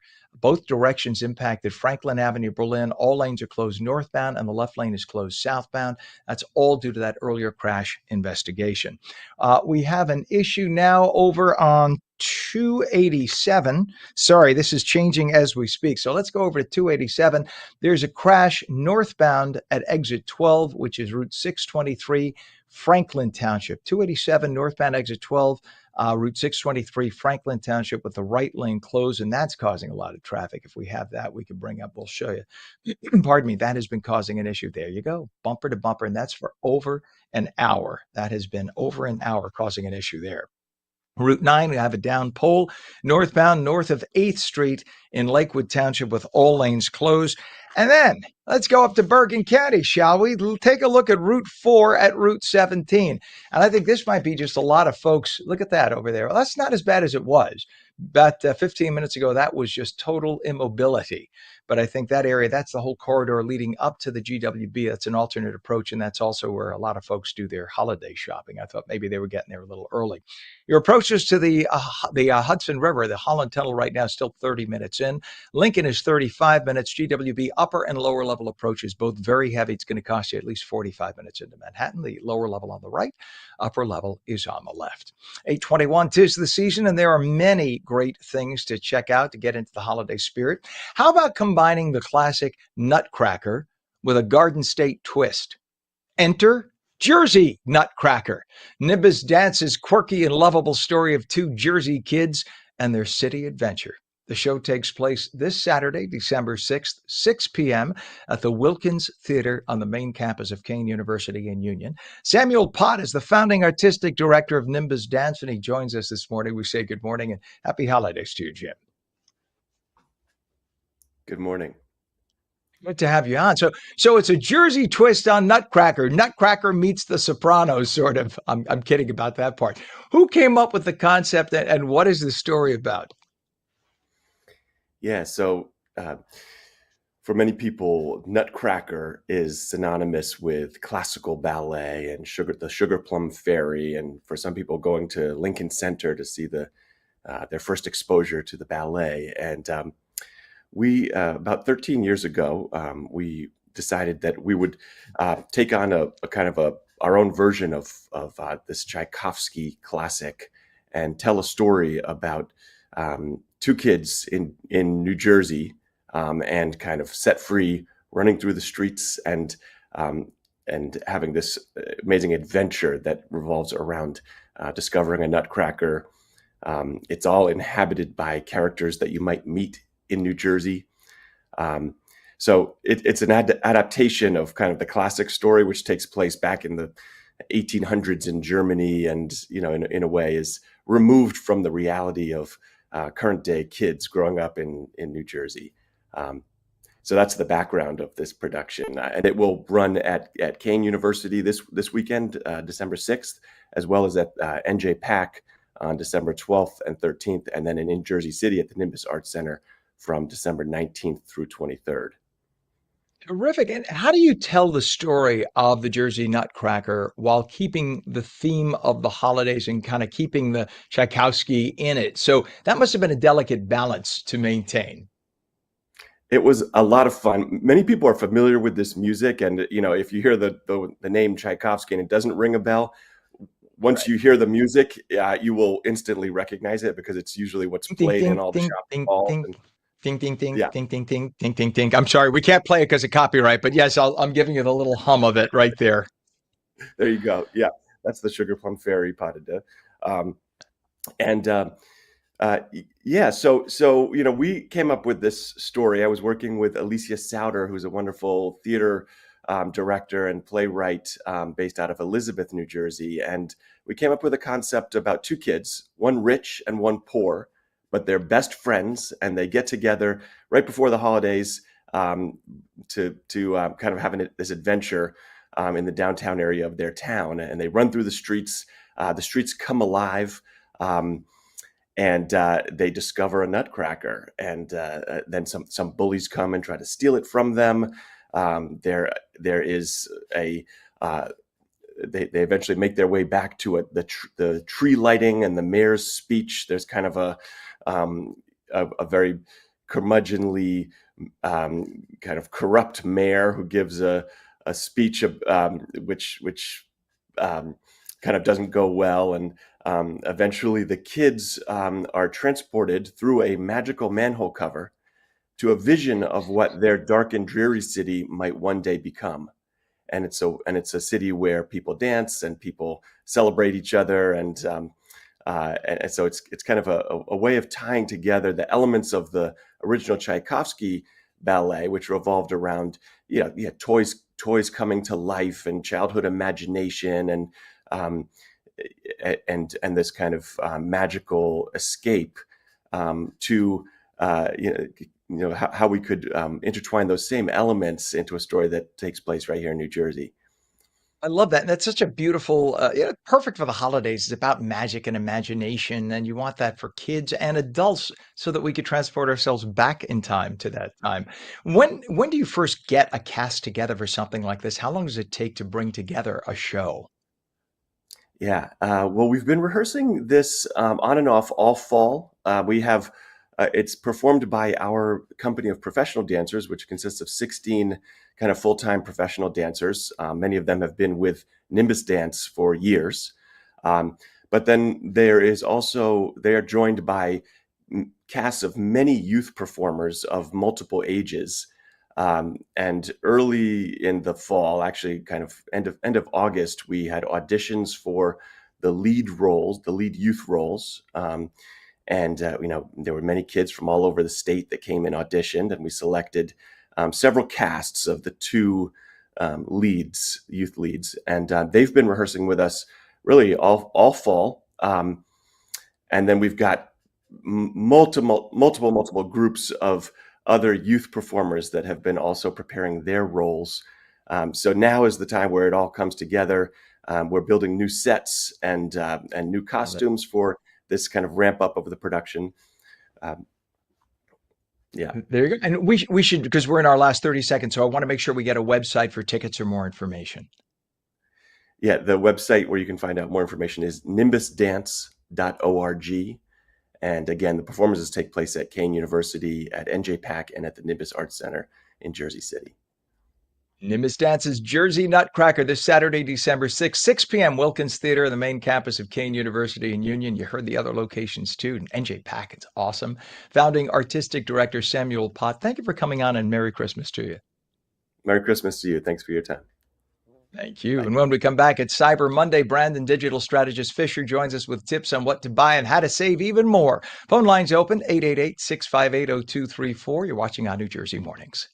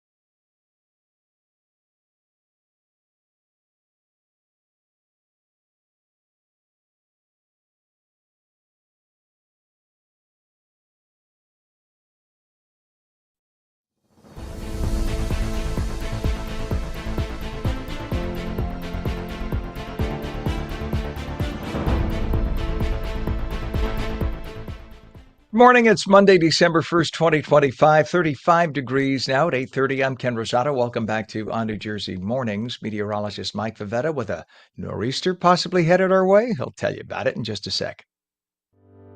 Weather is brought to you by Audio Nova, your hearing experts. So, Mike, I went outside to a light post and I stuck my tongue to the light post and got stuck there. Did you? So that tells me that we're right. No, I did not do that, and I don't advise you do that. But that would tell me that we are ready for something like a nor'easter. It's chilly enough. I mean, Tis we the had below season, freezing. right? The Yes, it leg is. lamp is ready to go. I mean, it's that time of year, Ken, where you start to see all of the cold weather, the kids bundled up, walking outside like this, especially with the amount of cold that's coming later on this week. This is just the initial hit that lets you know that December's in control. The cold weather is here to stay. Look at that shade of red for the extreme northwestern corner of New Jersey. All of this area in red is where the heaviest accumulation will occur. And we say the heaviest, we're talking like up to 4 or 5 inches just for New Jersey in that swath that just clips the northwestern tip of the state. But for the rest of us, it's just a rain and wind event tomorrow, especially down the shore where you will have gusts as high as 50 or 60 miles per hour briefly with that wind, because a nor'easter also brings in some gusty winds. And yeah, that'll be the case for tomorrow afternoon. Not anticipating any snow south and east of 287 tomorrow, maybe briefly a flurry before dawn, but beyond that, it's all about the heavy rainfall and those gusty winds. And those gusty winds really get going by tomorrow afternoon, near 50 mile per hour gusts there by 1 o'clock tomorrow, there toward Atlantic City, before the system zips out to sea and brings with it the cold weather that gives us the chill through the rest of the week. And that chilly weather sticks around at least throughout the weekend. Our average high should be about 50 degrees. Today we're only making it to 45, best case scenario. So yes, very chilly weather on the way. And with that cold that lingers for the next several days, look at the futurecast showing the chill setting up today, the cold weather that arrives for tomorrow, the snow and rain that get going across most of the state, with the rain predominantly south and east of the turnpike. It is all rain once we get into the afternoon, even up towards Sussex County by tomorrow evening. So the warm weather wins out here. And while, yes, there will be briefly light accumulations in the northwestern corner of New Jersey, it doesn't last very long, and it predominantly goes to a messy, sloppy mix by the early afternoon. Then the cold weather sticks around. It stays chilly throughout the remainder of the week with some flurries on tap, potentially again by Thursday. So after our clear sky today is thanks to the high pressure that zips on out, it's this next weather system that quickly moves away. And then we are left with some clouds and some flurries throughout Wednesday into Thursday, with the cold weather kind of reinforcing shots of cold air throughout the rest of the week. The 7-day forecast has plenty of chilly weather, with highs only making it to the 40s, lows in the 20s. Again, late December average temperatures. And then by the weekend, it stays cold as well. Yeah, there's another potential for a little bit of rain-snow mix on Saturday. Even with that, the cold weather at the coast will be impressive, because usually it's a few degrees warmer there, and not so much the case. Maybe enough for it to just rain on Saturday at the coast, but Sunday goes to a high of 46, so well in that chilly area. That keeps us well below average, Ken, through the rest of the week. See, I tried not to say below average, because then it cuts back to you, and then you get all, sorry. I take it very personally. I don't know. Holidays are here. I take it personally, Mike. You always say below average, and Pam pops me up. But I'm used to it now. It's just, a little personal issue. I'll talk to my therapist later. Thank you, Mike. We'll check back with We'll check back. We have a temperature, by the way, 34 degrees northern New Jersey. Checking around the state, 34 also in Trenton. It's 35 degrees now down in Cape May and 33 degrees in Vineland. In terms of traffic, we have had a mess this morning throughout the tri-state, specifically in the Garden State. Look at 73 right now. This has been going on a good chunk of the morning. This is due to a crash. That we had a crash investigation, a very serious one. This is impacting both directions. Franklin Avenue in Berlin, all lanes closed northbound, the left lane of 3 lanes closed southbound, and that has been just causing ripple effects on all the area roadways and highways throughout that region. We have issues now to talk about on 95. This is the Jersey Turnpike disabled vehicle on the northbound lanes at exit 71 northbound Route 4 Broad Avenue in Leonia, with the right lane blocked there. We go over to Route 4, which is an alternate means of getting to the GW. Oh, now they're moving They're moving the camera on us. Darn it. Okay. Well, suffice to say, there was a problem. This is Route 4 at 17. And just a second ago, that was bumper to bumper. Maybe that just cleared up. That's probably why they're moving the camera. That's a good thing.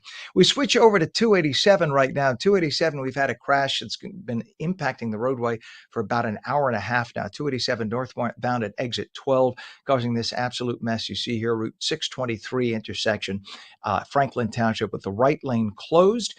But the damage is done here, and that's causing about a 3 to 4 mile backup. And then your approaches to the Hudson River right now, it's going to cost you 30 to 35 at the Holland, 35 to 40 at the Lincoln Tunnel. You look at the 8095 approach to the GWB, upper and lower levels right now. Sun glare, but you can see the upper levels on the left. Trust me on that. Lower levels on the right. And that's going to be about a 45-minute ride into Manhattan. 8:36 is our time. Today is Cyber Monday. Brand and digital strategist Fisher joins us with tips on what to buy and how to save even more. We say good morning to you, Fisher. How are you? I'm good. I'm good. A lot of traffic. I'm glad I'm not driving right now. What an absolute. Kidding. And there were about 20 roads I didn't even mention. We couldn't even get to it. But we talked about this over the weekend. Today, everything from Black Friday to Small Business Saturday to Cyber Monday sort of Travel blurs Tuesday together. tomorrow as well. Is it really? Or are you kidding? Travel Tuesday is tomorrow. I didn't even know that. And thank you very much for pointing it out. So see, it's like one big mixed bag. So it sort of blends together, right? So stores seem to be offering discounts, and some people prefer to go in person. Others prefer to shop online. One thing for sure is that Cyber Monday beats any other day of the year when it comes to sales, online or not. So you had an idea on how to save even more money when shopping online with credit cards, right? Yeah, and mind you, they also say Cyber Monday is going to be up 6%. That's the projection, up 6% over last year for this year, which is amazing. Yeah, so some of the things that you should do before you go shopping, and I wish we talked Thursday or Friday on television to give the deals, but a lot of credit cards have offers. If you have an American Express Platinum card, for example, you get $75 a quarter at Lululemon, right? So you could use that offer, and then with the discounts where shorts that are normally $70 might be $50, you might be able to get 2.5 or two, pairs of two items. We'll go with items because I can't apparently say clothing. But you could get 2 items for just maybe a couple of bucks over that $75, right? If you have a Bank of America card, they have offers where you could get 5% off, 10% off. Discover has 5% off at places like Amazon, and that's great for Cyber Monday. So yeah, you could stack those offers on top of the deals that the stores are offering, plus their services. Capital One actually has an in-browser extension that will tell you deals at websites, and services like Rakuten. Also, you could stack points or get cash back as well for shopping at places. So you could really stack the deals so that you're not out of the realm of possibility today with Cyber Monday. I love it. And you've talked about buying things in somebody's ecosystem. Talk about what that means. Yeah. Because I'm a snob, this is really important to me. But if you hear your friends or your family at home saying, hey, Alexa, or I can't say the others, but you get it. If you have Google at home, you have Apple, Siri at home, you have all the other devices. Try to think, if you're buying a gift, think about the ecosystem that your friend or your family member is bringing that gift into. If it's electronics, obviously. Clothing, Lululemon doesn't have any integration into Amazon Echo at this point. But yes, if you're getting them a TV or a watch or a tablet, know what their ecosystem is, because it's easier for them to integrate it, and also it just keeps from having to return the gift. If you're someone like me who I am an Apple household, and you get me something that's compatible with Alexa, it might be silently returned. So you're saying that I should avoid the Samsung. Stay away from the Samsung for Fisher. Below average. That's the term that I would go with. You are so mean. You are so mean. Mike told me to do it. Listen. We Samsung people love our Samsung. So just Samsung is great, and they have great deals if you go directly to Samsung.com. And obviously, if you're thinking about a phone or a watch, going to Verizon and AT&T and T-Mobile, Samsung and Android devices have great deals, as well as Apple. So yeah, you could get great deals on tablets and watches and the whole nine. So now that's definitely some things to be. Those are some things to be looking for Cyber Monday. What are some other things in general? In the vagary, if someone is looking for a bigger item today, what are things they should be looking for to save on Cyber Monday? Well, you can still get deals at Target. Apple AirPods Pro 3, which are normally $249, are on sale for $219. Walmart and Amazon still offering deals on the regular AirPods 4. And like I said, you could go to Samsung directly if that's what you're looking for. There are robot vacuums for sale. Google has great deals on various products, including not ring doorbells, but doorbells with cameras, Nest cams, things of that sort. And don't forget streaming services. Streaming services are also offering bundles. Disney Plus has a bundle. Apple TV has offers. So does YouTube, Sling TV, things of that sort. Yeah, that's exciting. I did see that. I noticed my old stomping grounds Disney for Disney Plus and Hulu. Mhm. Instead of like And ESPN, 9.99, yeah. it's 4.99. ESPN, right? That's all part of the whole Disney family, and you could save a lot of. When I used to work for the company, we used to get some deals, but we don't get that anymore. Being the outsider, but it's still great stuff. So with lots of great product on Hulu and Disney Plus and ESPN, Yeah, still I and then we think did reigning mention supreme at the Travel top. Tuesday. I'm sorry, Ken. No, go ahead, please. I was just going to say, did mention Travel Tuesday, just wanted to squeeze it in. So check your airlines tomorrow. If you haven't signed up for if you're a member of Delta Sky Miles or Ambassador for American, United, etc., make sure you sign up for those emails because they'll send them early today to give you a preview and then definitely at midnight where you can score some of those travel deals that it should extend to Hyatt and Marriott and Hilton and the sort. I noticed also, by the way, that Clear sent out a reminder to renew. I don't know if that's same for everybody, but double check to make sure your membership for Clear or Global Entry and whatnot, 'tis the season, right? The end of the year. Just make sure that you renew because you don't want to get to the airport and find out that, oh, you mean You I'm don't not have it. active on the Yeah. system anymore? Right. Just double Yeah, check and because so keep in many mind, people just have that auto renew. a lot of credit cards also have deals. You might be able to get the Clear service comped through your American Express card or whatever card that you might have, is in addition to Global Entry. And keep in mind, you get Global Entry, you do have pre-check with that. So that You would got be it. a good opportunity as well. Brandon Digital Strategist Fisher, found on X and Threads with username @Fisher and through his website, fisher.media. Thank you, sir, for joining us. Thanks, Ken.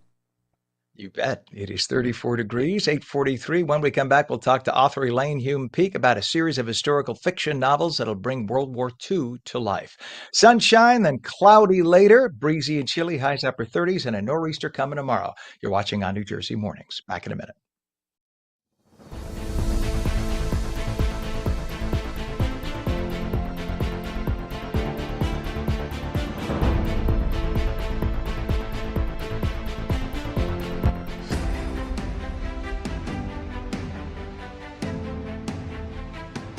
Hey, New Jersey, want to choose how you live as you age? Tune into AARP New Jersey's new show, The Power of Us, the show that celebrates aging with dignity, purpose, and joy. From protecting yourself against fraud, to staying healthy and aging in place, to finding purpose through volunteering, we've got the tools, tips, and stories to help you thrive. Join us on ONNJ and discover the power of us.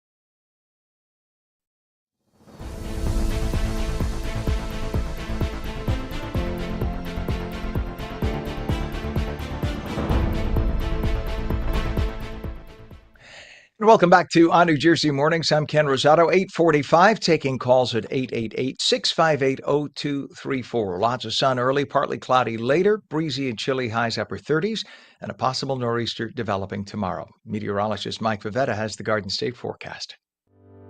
Weather is brought to you by Audio Nova, your hearing experts. So a nor'easter on the way, and it sounds scary because it's the first of the winter season, but we shouldn't be too scared.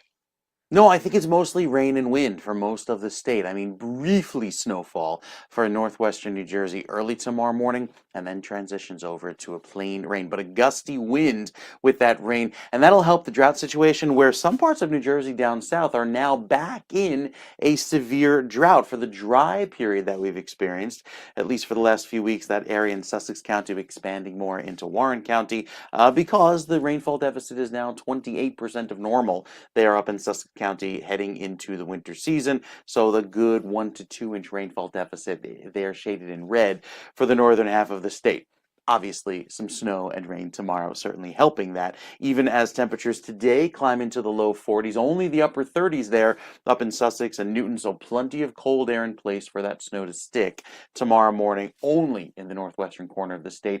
But there's a good cold batch of air coming for at least the next 2 weeks, not just here in New Jersey, but most of the East Coast and most of the Northeast, even with our higher than average rain chances or generally precipitation chances going forward. Yes, it's going to be quite, we'll see some more opportunities for some snow and rain, especially into the weekend. Until then, after tomorrow, it's all about the brutal cold. Wind chills making it feel like the teens, actual air temperatures in the teens by Friday morning, only climbing to a high of 32. And then by Saturday, could see a little bit of a rain-snow mix. More on that coming up. But at least in the days that follow, some plenty of cold air that keeps it mighty chilly around here, Ken, even into the second week of December. So December looks like it's coming in, kicking and screaming, letting you know winter's here, or at least, climatologically winter's here. The astronomical winter that we all know and love happens obviously on the winter solstice, but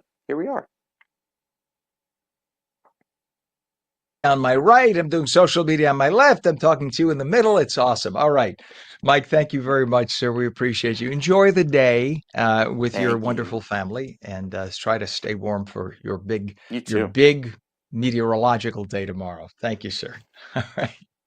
It is now 8:48. We have a temperature of 36 degrees northern New Jersey, 34 degrees in Trenton. It's 35 both in Cape May and Vineland. And in terms of traffic, we have a lot to talk about. A crash on Route 29 northbound south of 129 in Hamilton Township with all lanes open there. Disabled vehicle on the New Jersey Turnpike, I-95 local lanes northbound at exit 71, Route 4, Broad Avenue, Leonia, with the right lane blocked through there. We have a crash on Route 22 westbound at Quayic Park in Newark with a left lane of 2 lanes on the right shoulder closed. And we have problems on 287 right now. This is northbound at exit 12, Route 623 Franklin with the right lane of 3 lanes closed there. Over to Route 73, crash investigation both directions, Franklin Ave in Berlin with all lanes closed northbound and the left lane closed on the southbound side, plus lots of rubbernecking. And a down pole on Route 9 northbound north of 8th Street in Lakewood with all lanes closed. We have delays on the GSP southbound north of exit 142 Irvington to 140, Route 22 in Union with all lanes open, but a 2-mile delay. And your approach to the Hudson River right now, Lincoln and Holland both talking about 30 to 35 minutes, and GWB upper and lower levels, 80-95 approach. Sorry about the sun glare, but we're still talking 45 minutes in, upper level on the left, lower level on the right is going to give you about a 1 or 2 minute saving right now in terms of your travel time. Elaine Hume Peake spent decades in the TV news industry, working her way up through all levels of management. As a chronicler of history, she's a natural storyteller who could bring the past to life with a color and vibrancy that few others can. She and Don Keith co-wrote a series of historical fiction novels that will be turned into a World War II Foundation PBS documentary. The series is called A Call to War. And Elaine joins us this morning to talk about the series. Good morning to my longtime friend, Elaine Hume Peake. It's great to have you on, Elaine. You look fabulous. So do you. You know, we should mention Elaine and I worked together for years at Channel 7, and Elaine is only 22 years old, so I don't know how she got hired there when she was 2. But it's so nice to see you. She was always, by the way, one of the most competent journalist managers with whom I ever worked, and one of the nicest with whom I ever worked. I want to tell you that on camera so you know it's from the heart. When did you decide you needed to write this series, and what was the impetus behind it? Because I love it. All right, Ken, I have to tell you. So the Kaboom Boys is a product of so many years of working towards trying to honor my father. My dad was an amazing man, but I didn't know it. Went to his funeral at Arlington National Cemetery, and the youngest member of his squad showed up and started telling me the stories, and all my sisters the stories. And at that moment, I thought, wow, wouldn't that be great? I'd like to write about that. That was in 1996. I was working at WABC. I had 2 little boys. I was busy. I didn't have time. So then a little bit later, I had another conversation when it was a Disney movie that had come out, and it didn't do so well. And it was one of these things where, because I was working at Disney, one of my co-producers said, why don't you write Disney and tell them about it? I did. Nothing happened. So that was in 2002. Then as time went on, I finally retired from television news after 38 years. And I said, what am I going to do with myself? And I realized, wait a second, I've got this story. So I started writing the story. And that was in 2016 is when I really started writing it. I wrote a movie script and it was ready in 2019.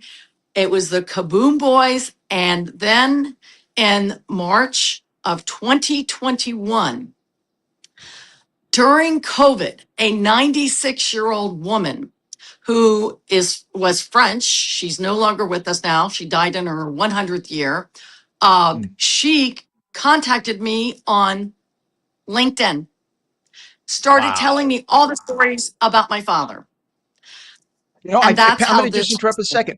Pam, I think we have, if you have a picture of a lady and a young man holding a picture in each hands, I think that was one of the ones I gave you. I don't know if we have it up. We may or may not. Sometimes we do this in the middle of the night. You know the deal, Elaine. It's all in the Oh, middle of the I night. They're know. But prepping. don't worry. So we I may can have it. describe Pam will her look to for it. you. There it is. Oh, no, that's not it. It Oh, should be, oh, it's an that's old, when, okay, it's, that is when we were at Penn Station last month. Amazon decided to put the cover of this book because it was doing so well at Penn Station. They put the book up. There it is. There's the I Empire love it. State Building. A full week. I didn't Oh my ask for it. They God. just said, hey, it's doing really well. Let's do this. And it was up there for a full week and it was amazing. So when we heard about that, we said, we're coming. So we went up to Just see so, it. So it was. So people, and that's beyond mind blowing to see that. And just so the people know, your dad did bomb disposal, Yeah. right? So he used to risk his life. He used to go up to anyone else would run like that, run for the hills. Your Right. dad Right. volunteered. Why the hell would he volunteer to go disarm bombs? And that is the number one question people have about people who do this. I am going tomorrow to a summit. It's the United States Bomb Technicians Association. They're all the top bomb disposal people in the country who are military and civilian. There are about 8,000 of them, and I'm going there tomorrow. Ken, it is amazing to have been embraced by this community, and they love this book. I have to be honest, they're not at all thrilled with the Hurt Locker, because those guys and the Hurt Locker were very edgy. These guys are calm. They have a Zen-like sense about them. They know that they are going to get this done. They're very confident. So I have grown to just appreciate everything. And I didn't know any of this when I was a kid. I didn't know any of this until the funeral at Arlington National Cemetery, where my father is buried beside my mother. So This must have it's a been very pretty amazing thing. therapeutic for you. Was it therapeutic for you, Elaine, to Yeah. be able to talk about your Oh, dad and look into him? when I started writing it, I was crying and crying and Yeah. crying. But now he's a character. He would be 110 in March. Wow. So Wow. you got to understand, he was one of the old guys, and he had a 4F. He was classified as unfit to serve, but he was determined because he came from poverty. He came from nothing. He was, through the Great Depression, all of this. And Ken, there are people today who face the same thing, and there are options. And my dad decided, I'm going to join. And like I said, he did not have to join. He did. And he had the adventure of his life. And that's what I tried to do with the Kaboom Boys. There he is. And There's for my for dad. those who God rest his soul, for those who don't realize, he was only what, 20, 21 there, just a kid. And No, people who okay. did that, go ahead. He was one of the older guys. He was Okay. 25 when he joined. Oh, old But man. the young guy, the youngest member of his squad, Ken, is the one who told me the stories at his funeral. Oh, Oh my that's God. at Fort Lee. I was there just last month. So I've been doing, that's at the Pentagon. Wow. I was invited to the Pentagon. It's been insane, I'm going to have to wrap but this it's up been because the great. show ends. The Yeah. show ends in a minute here, Elaine. But I just want to remind people: you have the second book is Blacksmith of Dachau, and then Yes. of course you have the third book in the series right now. Good Night from Berlin continues the saga, and you're close to Yes. finishing Cold War Down. So this is a whole series. Give everyone a website, and we'll bring you back to talk more about the other books. But give everybody a website for more info. If you can go to Severn River Publishing, they have everything. They have been fantastic. Severn, Severn River Publishing. And they have all the information about all the books. So they're an amazing publishing company. All right. The series is called A Call to War, The Kaboom Boys, Blacksmith of Dachau, Goodnight Berlin, and Cold War Down, author Elaine Hume-Peak. My friend, thank you for coming on this morning, and happy holidays, Love my you. friend. Merry I love Christmas. you back. Happy holidays to everyone. Mwah. Merry Take care. Christmas. And Bye-bye. that's New Jersey on New Jersey Morning. Have a great day, everybody.